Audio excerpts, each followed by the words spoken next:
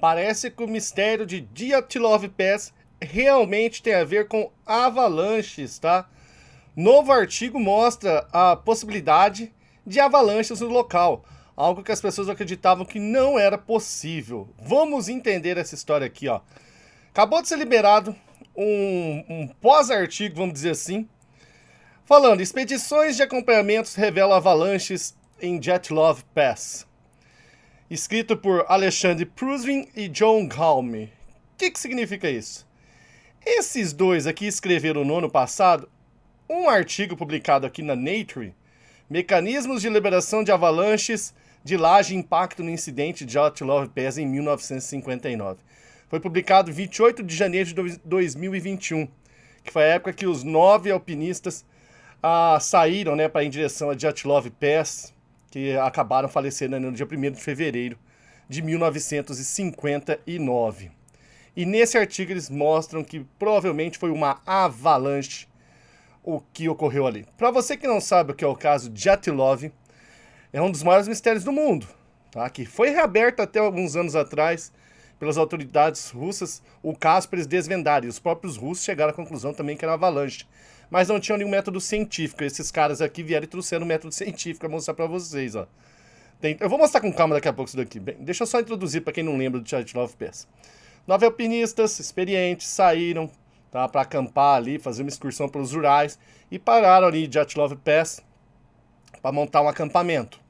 E no dia 1º de fevereiro algo aconteceu ali que fez eles rasgarem a barraca de dentro para fora, saíram correndo num frio, a temperatura estava menos 25 graus abaixo de zero, ventos do Ártico, gelado pra caramba, tentaram subir em árvore, até arrancaram as unhas dos dedos e morreram de formas horríveis. Um estava sem língua, outro sem um olho, outro todo quebrado, partes de roupa, foi encontrada radiação em algum deles. E aí surgiu dezenas de possíveis explicações para o que aconteceu em Dyatlov Pass. Somente 26 dias após eles encontraram ali os restantes da barraca, encontraram os corpos que estavam nesse estado que eu te falei. Existem as fotos, tudo aí. Só você procurar pela internet, eu não vou mostrar aqui porque é meio feião. E lá no final eu vou também falar um pouquinho do especial que eu fiz sobre Dyatlov Pass, tá? Para vocês poderem ver.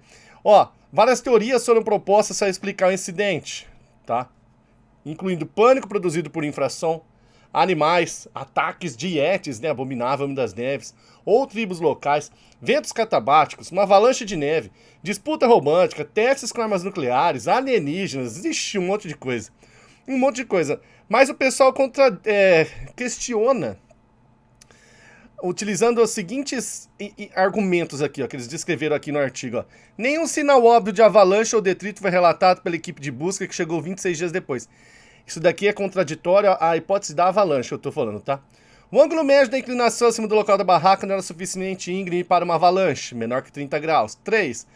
A hipotética avalanche liberada durante a noite, pelo menos 9 horas após o corte ter sido feito na encosta.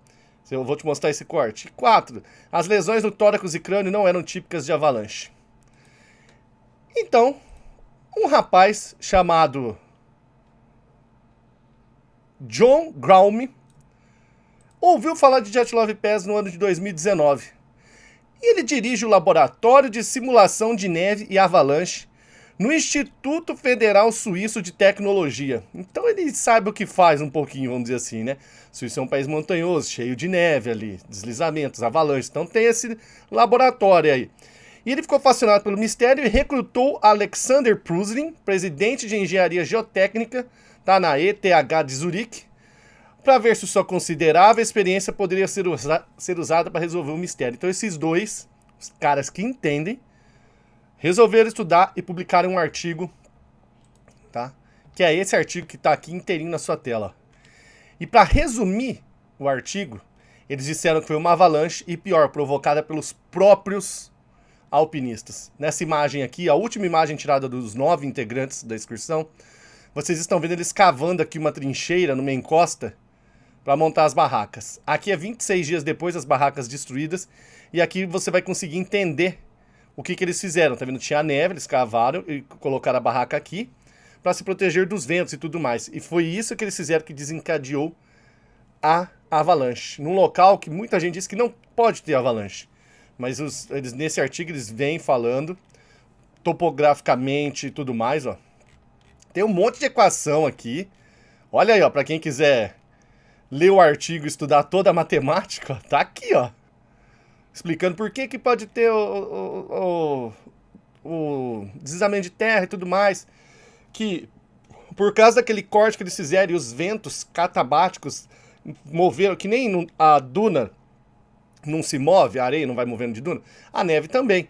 Então foi acumulando neve em cima ali de onde eles fizeram o corte, até que uma hora ela deslizou e caiu sobre eles. E como é muito forte o vento ali, o vento encobriu os vestígios, tá? De que pudesse ser uma avalanche. E o artigo deles, eu vou deixar todos esses links na descrição pra vocês, ó. É um negócio complexo, cara. Pra falar que é avalanche, ó, não é simples não. Olha só, olha isso, cara. Troféu joinha. Eu não entendo, lamento, minha mente não é assim, ó. E agora, esse artigo foi recebido muito bem fora da Rússia, mas dentro da Rússia o pessoal ainda questionava eles. Tá? E aí esses dois aqui escreveram um novo artigo onde eles falam que fizeram 3 novas excursões ao Dyatlov Pass, e na última eles conseguiram mostrar ali indícios de uma avalanche que foi tampado 9 horas depois, para ninguém mais ver. Então eles falam, por isso que chegaram 26 dias depois, ninguém conseguiu ver vestígio da avalanche, porque os ventos trazem a neve e tampam tudo horas depois.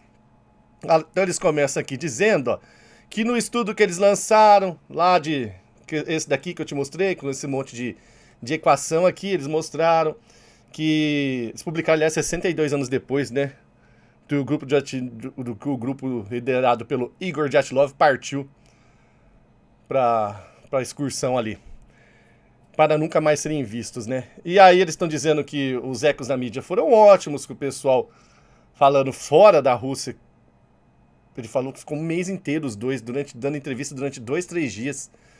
Era como estava na pandemia, tudo foi home office e tal.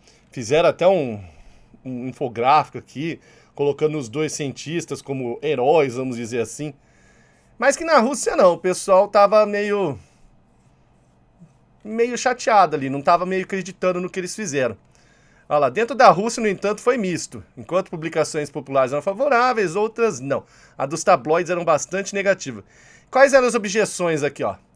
As principais objeções à conclusão da avalanche de neve foram as seguintes: não havia cobertura de neve na encosta, não havia vento naquela noite, não há transferência significativa de neve pelo vento naquela área, o declive é plano, 100 degraus, e quinto, as avalanches de neve nunca aconteceram nessa área. Então como é que fala que é uma avalanche? Aí os caras falaram, não, tá tudo detalhado aqui. Esse artigo eu li inteiro, o outro não, mas esse aqui eu li tudo. Mas eu não vou falar tudo aqui pra vocês para não fazer um vídeo super longo. Mas resumindo, eles foram 3 vezes lá para Dyatlov Pass, uma no inverno lá, outra no verão, inverno, verão, e agora, nessa última, eles viram uma imagem muito interessante, que é essa daqui que vocês podem ver aqui, ó. Isso daqui indica um tipo de um deslizamento, tem vários tipos de avalanche, tá? Como a gente aqui no Brasil não tem muita neve, a gente não se preocupa muito com isso, mas tem vários tipos de avalanche, várias formas de acontecer e tudo mais. Aí aqui tá mostrando, ó, distância de onde aconteceu a tragédia, tá? 2,8 km, 800 metros, e um indício aqui no dia 29 e no dia 30, que eles falaram que se poderia ser a sombra de uma nuvem. Mas não, de um dia para o outro ainda estava lá, 24 horas a nuvem não vai ficar parada no mesmo local, ainda mais local que venta loucamente. E aqui mostrando aqui, ó, nesse ano, um outro indício de que teve avalanche, tá? E que foi coberta essa avalanche em apenas 9 horas. Como eles chegaram a essa conclusão? Porque 2 pessoas pegaram motos, tipo essas motos de pá-neve, e foram lá em Dyatlov Pass, agora no início desse ano. E eles, na mesma data, tá, que os caras partiram do incidente, dia 28 de janeiro, eles foram pra lá. Você vê que a foto aqui é do dia 29, ó. E eles disseram que o tempo começou a fechar a hora que eles chegaram lá. Não tinha visibilidade e que eles frequentemente eram tombados pelo vento. E as motos pesam 300 quilos, tá? Eles eram tombados, olha lá. Em 28 de janeiro de 2022, exatamente 63 anos depois, olha lá, 2 guias de montanha profissionais de Ekaterinburg, esse Oleg e o Dmitry, partiram para Dyatlov Pass em motos de neve. Olha lá, os snowmobiles de 300 quilos eram derrubados. A visibilidade ficou horrível. Então, quando depois de algumas tentativas fracassadas de chegar à montanha, se aproximaram e a visibilidade melhorou. E aí revelou o vestígio de 2 avalanches de placas de neve. Que estão aqui nessa foto. Mostrando que sim, tem avalanche lá. Olha lá, ao contrário das alegações de que avalanches nunca foram observadas nessa área, isso mostra que sim, tem avalanche lá. E aqui eles vão mostrando por A mais B que aconteceu avalanche e tudo mais. Aqui no final eles dizem o seguinte, ó. Repetidamente nos perguntam se nosso trabalho encerra o caso. Sempre respondemos que, embora o caso em si pareça aberto, nossa parte está encerrada. Não queríamos passar o resto de nossas vidas tentando desvendar o mistério de Dyatlov Pass. Um ano depois, já não temos tanta certeza. Se alguém nos perguntar, nos absteremos de uma resposta. Então, eles não vão falar mais que é avalanche ou que não. Tá publicado aqui o artigo, tá publicado o paper, né? Foi na Nature. Tá, a Nature é uma conceituada revista, né? Que publica artigos científicos. Um negócio bem profissional, ó, como vocês podem ver aqui. Não foi simplesmente, eu acho que é por causa de A mais B. É claro que a gente quer ficar com a hipótese sobrenatural, a hipótese romantizada e tudo mais. Mas a avalanche, quando ela vem com tudo, e ela vai te levando, você vai ficando retorcido. Vai te quebrando inteiro, né? É uma possibilidade bem forte. Aqui nesse artigo eles falaram, continuamos falando que é avalanche, mas se você perguntar, a gente fala, não é avalanche.